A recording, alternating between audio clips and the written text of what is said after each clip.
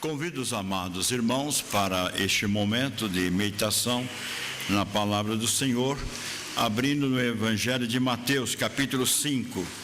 Evangelho segundo Mateus, capítulo 5.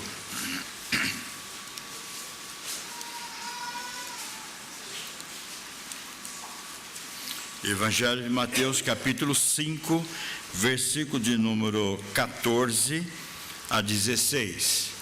Apenas esses três versículos do Evangelho segundo Mateus, capítulo 5, verso 14 a 16. Assim diz então a palavra do Senhor: Vós sois a luz do mundo. Não se pode esconder a cidade edificada sobre um monte, nem se acende uma candeia para colocá-la debaixo do alqueire, mas no velador, e alumia a todos que se encontram na casa. Assim brilhe também a vossa luz diante dos homens, para que vejam as vossas boas obras e glorifiquem a vosso Pai que estás nos céus. Sobre esses três versículos, quero compartilhar com a amada igreja sobre o tema: brilhemos neste mundo de trevas. Brilhemos neste mundo de trevas. Todos quantos são chamados discípulos de Jesus devem brilhar neste mundo de trevas.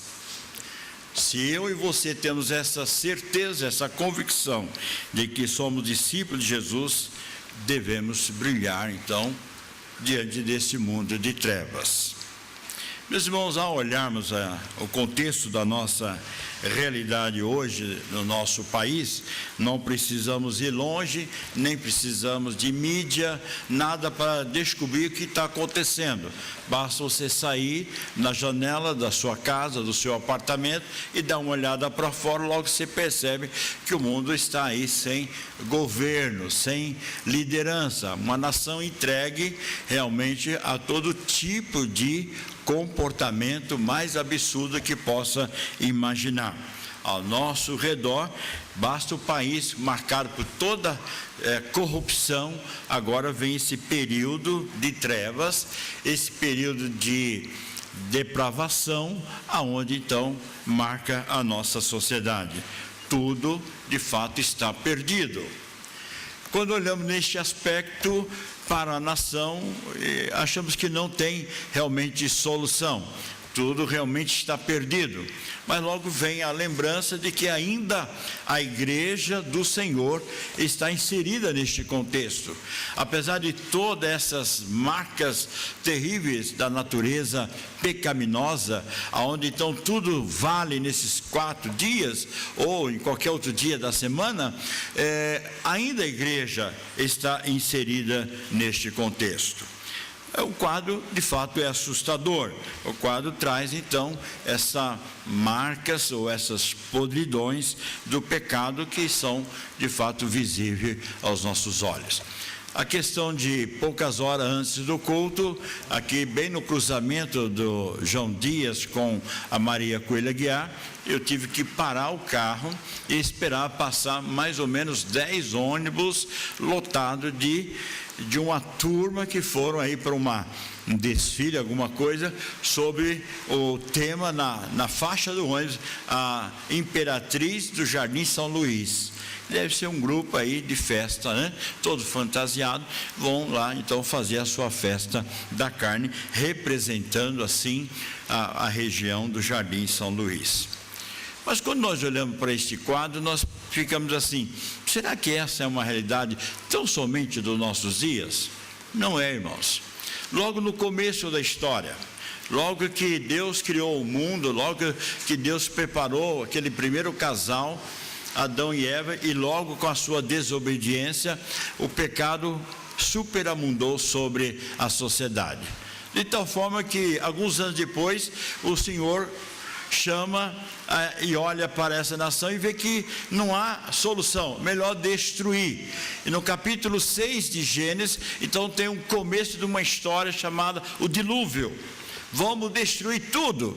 Aí descobre que há uma família temente a Deus, justa, reta, e de acordo com os princípios de crer num Deus todo-poderoso, um Deus vivo e verdadeiro.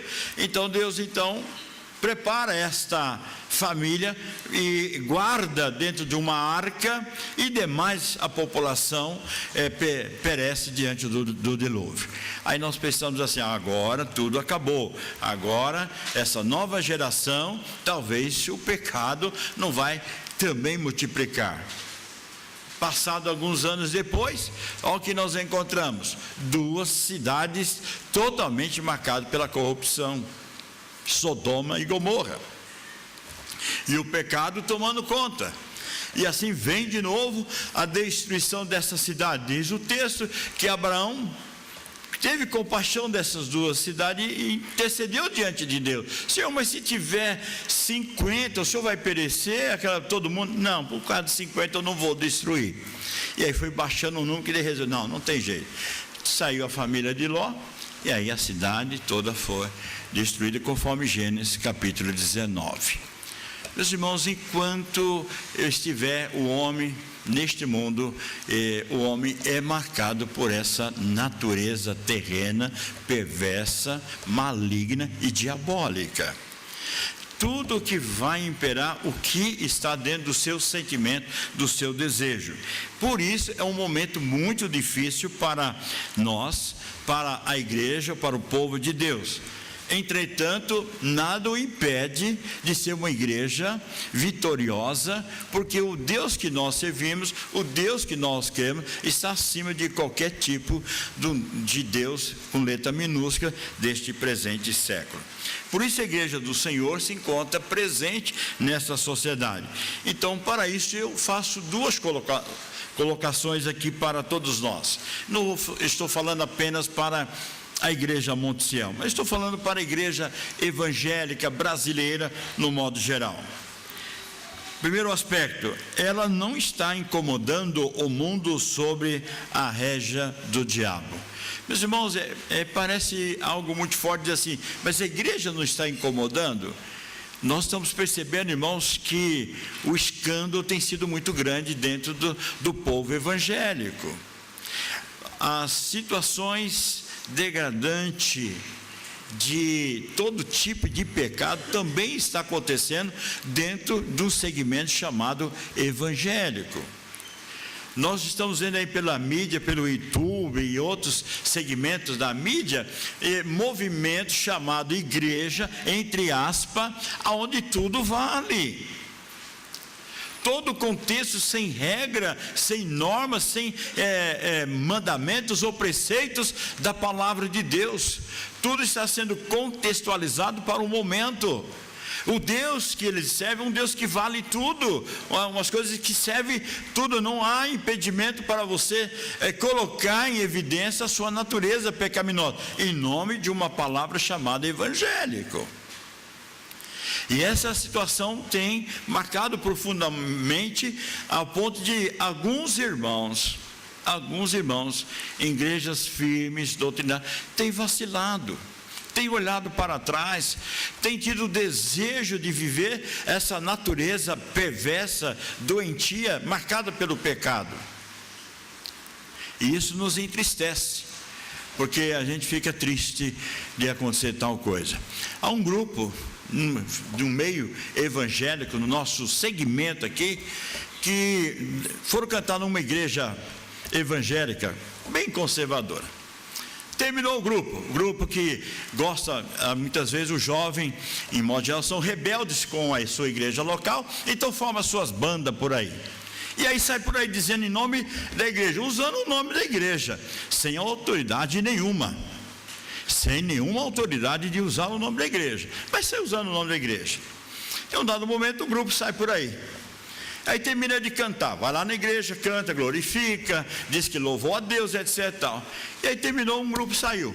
Um foram para casa direitinho, mas 2 do componente resolveram o seguinte: nós vamos agora curtir, né? Nós vamos pegar umas meninas aí, nós vamos para um motel.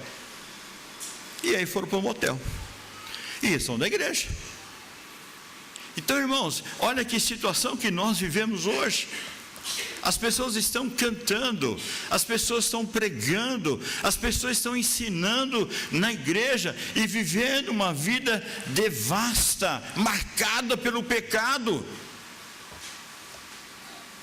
A igreja não representa ameaça para as trevas. Esse é o quadro que a gente começa a presenciar. A igreja não é ameaça para o mundo das trevas, porque o mundo de trevas está dentro da igreja. Quantas vezes nós queremos combater a sã doutrina, nós estamos ensinando o que a palavra de Deus nos ensina no seu livro, que é a nossa regra de fé e prática, e aí o irmão levanta ainda combatendo a doutrina que ele foi inserido no contexto. Porque ele quer algo que aconteça agradando o seu ego, a sua vontade, a sua natureza. Nós não queremos ser repreendidos, nós não queremos ser corrigidos pelo Senhor quanto à nossa conduta espiritual. E é por isso que nós encontramos igrejas que não são ameaça para o nosso adversário, o diabo. Por que eu vou me preocupar com tal igreja? Não vou não, eles já estão em pecado. Eu estou tranquilo, aquela igreja lá não faz diferença. É sério, irmãos. E hoje nós estamos vivendo esse período terrível. Uma das palavras dita recentemente aí pelo reverendo Augusto Nicodemos, que o carnaval é a festa da morte. E é a festa da morte. Morte física e morte espiritual. Marcada por esses 2 segmentos, que quantas pessoas, se depois, no final dos 4 dias, vão ter os seus relatórios aí na mídia, outros escondidos, porque não vai registrar tudo, de famílias, de filhos, de lares, de igrejas, que marcaram sua vida com o pecado da morte. Meus irmãos, diante desse mundo de imoralidade, nós muitas vezes ficamos tristes, porque nós olhamos para essa outra realidade. Nós muitas vezes estamos falando lá fora quantas vezes o pecado está dentro da nossa casa, dentro do nosso lar. Quantas dificuldades nós temos, irmãos, para vir uma reunião de oração. Às vezes a igreja está clamando, orando, esperando que a igreja, aqueles que não estão impedidos pelo trabalho, aqueles que não estão impedidos pela faculdade, aqueles que não estão impedidos por uma ou outra razão, força maior. Mas quantas vezes nós deixamos uma reunião de oração na nossa casa por causa de uma novela, aonde defende a traição, e ali nós estamos compartilhando, estamos exaltando aquele tipo de coisa, e quando nós devíamos estar clamando diante de Deus por uma nação melhor, e cuidando, quem sabe, da nossa família. Quantas vezes nós deixamos de lado nosso estudo bíblico para aprender mais da palavra de Deus, porque nós ficamos presos a determinadas coisas que ensina a nossa mídia, ou o nosso notebook, o nosso computador, a nossa internet, de como trair as nossas esposas, como trair os nossos esposos, como viver uma vida dissoluta em pecado. Muitas vezes, irmãos, nós vivemos um momento difícil, porque nós olhamos para esse mundo marcado por todas essas mazelas de pecado, mas muitas vezes está dentro da igreja também a fraqueza de muitos adoradores. Mas o texto que nós temos aqui, o Senhor Jesus, antes de fazer essa aplicação, usando duas figuras, o sal e a luz, quero compartilhar apenas sobre a visão da luz, quando Jesus disse: vós sois a luz do mundo, e ele mostra primeiro o caráter que deve existir na vida do crente. Um caráter que ele resume aí nos primeiros 12 versos do capítulo 5. Quando ele descreve todas as bem-aventuranças que Deus espera isso na minha vida, na sua vida, para marcar o caráter daqueles que são verdadeiros cristãos, adoradores em espírito e em verdade, o nosso Deus. A ponto de estar não só sendo homens que vão servir de bênção para outras pessoas, mas ao ponto de estar preparado para, como diz o texto, se vós por minha causa vos injuriarem, vos perseguirem e mentindo disserem todo mal, mesmo assim, regozijai-vos e exultai, porque grande é o vosso galardão. Depois que o Senhor Jesus fala para essa multidão, e ele vem então mais na frente, ao ponto de dizer, não vim para revogar, mas vim para cumprir a lei. Ele então diz no verso 14, algumas lições importantes para a igreja do Senhor. Quero compartilhar 2 aspectos desse texto. Primeiro, no verso de número 14, quando ele diz essas palavras, dizendo o seguinte: vós sois a luz do mundo, não podeis esconder a cidade sobre um monte. Brilhemos neste mundo de trevas, como a responsabilidade coletiva em brilhar a verdadeira luz de Cristo. Agora, neste primeiro aspecto, olhando sobre o aspecto coletivo, uma igreja num todo. A pergunta é: o que o bairro Jardim São Luís, o que essa sociedade ao nosso redor vê nesta igreja, neste local? Quando as pessoas passam por aí, ou quem sabe alguém descobre que você é dessa igreja, o que essas pessoas pensam de nós? O que eles conseguem decifrar ou dizer em relação à nossa igreja? Ela realmente representa uma verdadeira luz nesse bairro. O nosso ajuntamento, a nossa reunião, a nossa congregação em louvor e adoração a Deus expressa isto de forma verdadeira, que este local é reservado para a verdadeira adoração a Deus. O povo de Israel habitava em montes, nas regiões montanhosas de Jerusalém, e as suas casas também tinham um costume de ser pintadas de branco, porque com a luz do sol ou a própria luz da noite fazia com que aquelas casas que estavam no monte tornassem visíveis para toda a sociedade. Assim, Israel era visto de longe. Então o texto deixa muito claro: você não pode esconder uma cidade que está sobre o monte, não dá para esconder. Se ela está sobre o monte, ela é visível. Assim também a igreja do Senhor, do nosso presente dia. Nós somos de fato essa igreja verdadeira e fazemos diferença entre luz e trevas. As pessoas conseguem detectar isto na linguagem do adolescente, na linguagem do jovem, na linguagem dos adultos, de que nós fazemos essa grande diferença entre luz e trevas.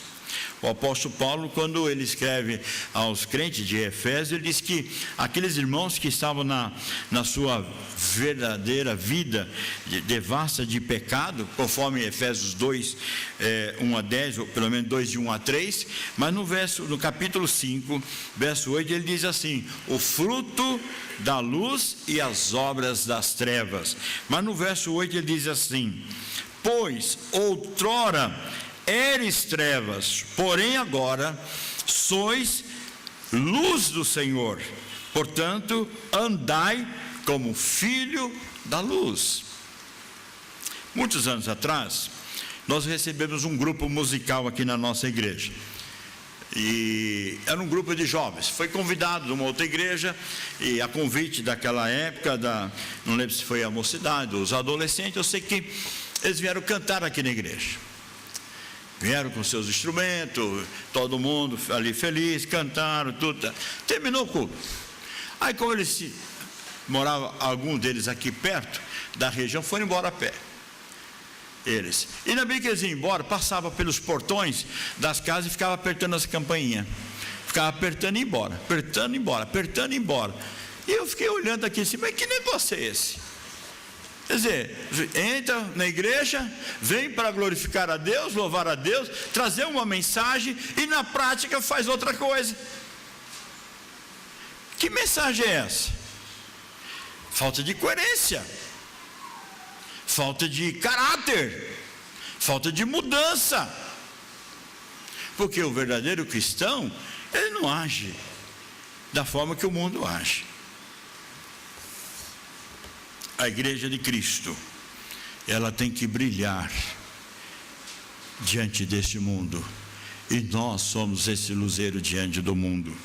A primeira coisa então que nós podemos pensar, a igreja como coletiva. Uma igreja coletiva é brilhar a verdadeira luz.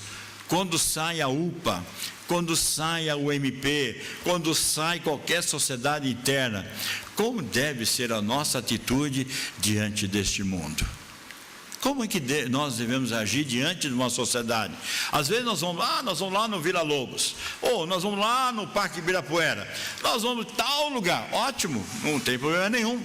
Nós vamos fazer um acampamento, ou um retiro, ou coisa assim. Como devem ser as nossas atitudes, as nossas ações? Porque o mundo está vendo esse coletivo. O que esse coletivo está fazendo aqui? Qual é a mensagem? Qual é a pregação? Qual é o ensinamento que quer passar para a sociedade? Mas no verso de número 15, traz agora uma responsabilidade individual. Agora não é coletiva, agora ela é individual. Diz o texto: nem se acende uma candeia para colocá-la debaixo do alqueire, mas no velador, e alumia todos os que se encontram na casa.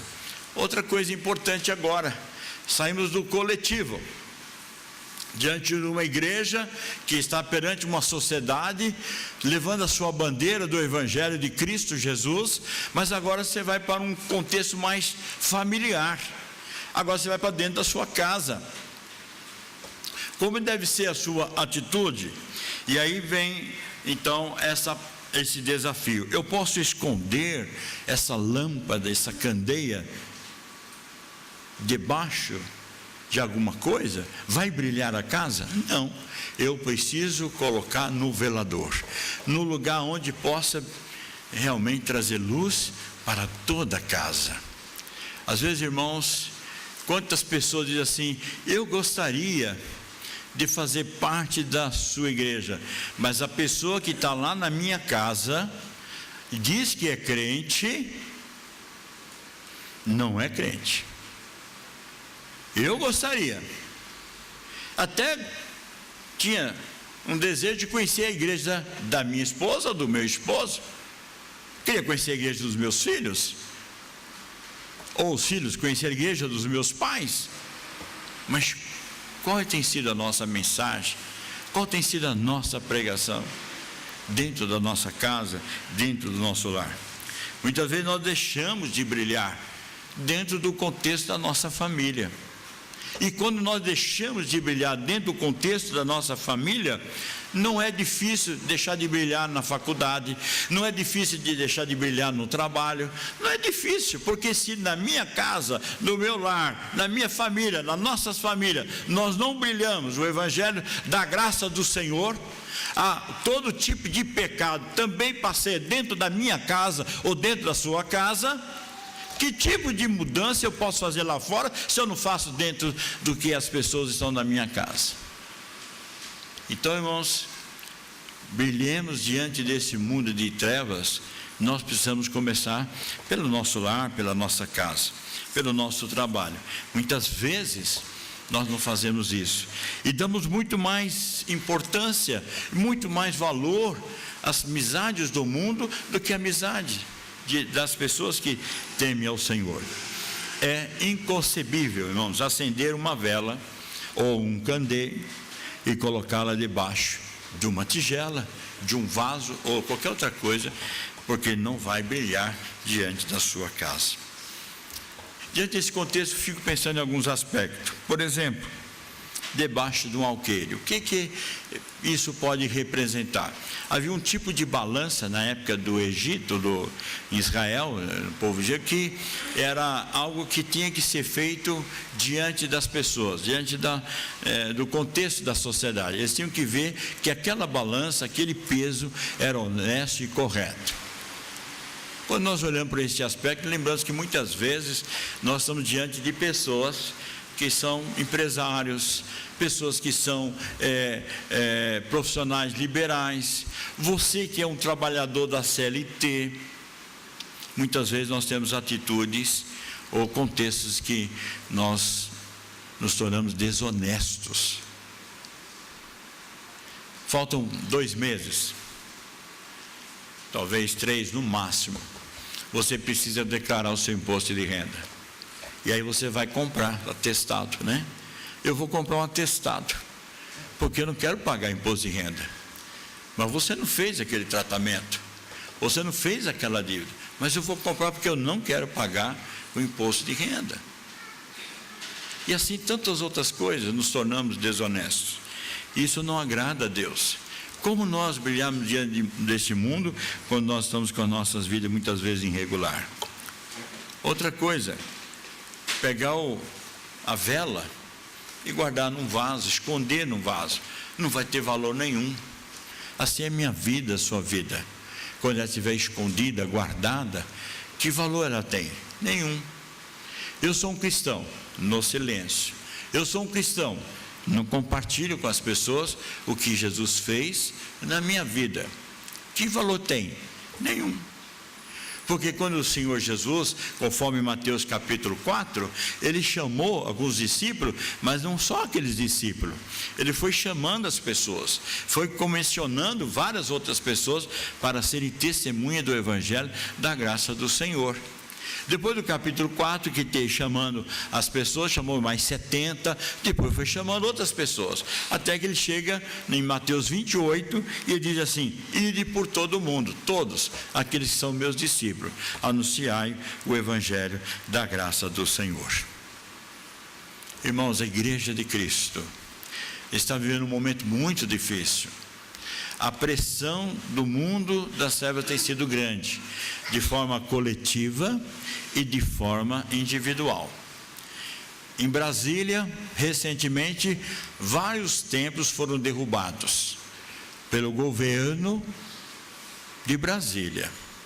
Templos religiosos que, por uma ordem do governo de Brasília, resolveu destruir vários templos. Vários irmãos olhando, vendo os templos destruídos, sem dar uma chance, quem sabe, para fazer isto ou aquela correção. No contexto individual, quantas pessoas individualmente, lá desde sexta-feira até terça-feira, quantas pessoas, de forma individual, têm deixado de andar na presença de Deus para agradar o Deus desse século. O texto termina no verso 16, dizendo o seguinte: assim brilhe também a vossa luz diante dos homens, para que vejam as vossas boas obras e glorifiquem a Deus. Meus irmãos, 2 aspectos importantes nesse verso de número 16. Primeiro, que o mundo veja as nossas obras. Que o mundo veja daquilo que nós não só falamos, mas vivemos aquilo que falamos. Como é importante o mundo perceber a sua vida cristã, a minha vida cristã, a família da fé, num contexto coletivo ou num contexto individual. O que eu falo, o que nós falamos, eu vivo ou nós vivemos. E o segundo aspecto, ele diz que todas essas ações, o objetivo maior é glorificar o nosso Deus que está no céu, e não para nos glorificarmos a nós mesmos. Então tudo que eu faço, tudo que nós fazemos, tem que visar a glória de Deus. Todo o nosso trabalho, todo o ministério dessa igreja, seja coletivo ou seja individual, deve visar a glória do nosso Deus. Neste mundo de trevas, neste mundo de pecado, a igreja ainda está aqui inserida. E se você é a igreja, nós somos a igreja do Senhor. Nós fazemos parte deste corpo de Cristo ainda. O Senhor tem preservado as nossas vidas. Então, nós somos desafiados pelo Senhor através da sua mesa. Quando você recebe o pão, quando você recebe o vinho, traz para você a lembrança do que Jesus fez por você lá no Calvário. O corpo de Cristo, moído por causa dos nossos pecados. O sangue de Cristo vertido, derramado para a remissão dos nossos pecados. Ele deu a sua vida. Ele se entregou por amor a você e a mim. Ele nos entregou para que nós tivéssemos vida e vida eterna. Agora, não é fácil realmente viver nesse mundo. Não é impossível. Vale a pena você ter as qualidades como tiveram os amigos de Daniel. Quando eles disseram, não estou preocupado se nós vamos viver ou não. O que importa é que nós não obedeceremos o rei ou o faraó, mas nós obedecemos a Deus. Quando nós fazemos isso, irmãos, nós estamos prontos para viver esse evangelho da graça, mas nós estamos prontos também, se for preciso, quando diz o apóstolo Paulo, padecer também por Cristo Jesus, não somente apenas crer. Quando o apóstolo Paulo escreve aos Filipenses, no capítulo 2, ele vai dizer algo muito importante para a igreja nos nossos dias. Uma igreja linda, uma igreja maravilhosa, que eu gosto de comparar essa igreja de Filipenses com uma igreja de Monte Sião. Todas as suas marcas, todo o seu trabalho, todo o seu ministério. E no capítulo 2 de Filipenses, no verso 15, ele desafia a igreja do Senhor para esse ministério. Para que vos torneis irrepreensíveis e sinceros, filhos de Deus, inculpáveis, no meio de uma geração pervertida e corrupta, mas no qual resplandeceis como luzeiros do mundo. É isso que nós estamos vivendo no Brasil. Uma nação corrupta, uma nação de imoralidade, uma nação sem valores morais e espirituais. Mas é nessa sociedade que Paulo está dizendo, como palavra de Deus, vocês são filhos de Deus, para resplandeceis diante dessa sociedade como verdadeiros luzeiros do mundo. Vós sois a luz do mundo. Que a presença do Senhor Jesus diante desta sociedade possa realmente afugentar as trevas e nós brilharmos como verdadeiros filhos da luz, porque a palavra diz assim: se vós sois filhos da luz, andai como filhos da luz. Brilhemos neste mundo de trevas, de forma coletiva ou de forma individual, e visando tudo isto, a glória de Deus, através das nossas ações, através do nosso ministério, do nosso trabalho, mas que visa o engrandecimento do reino de Deus. Que Deus assim nos abençoe. Amém.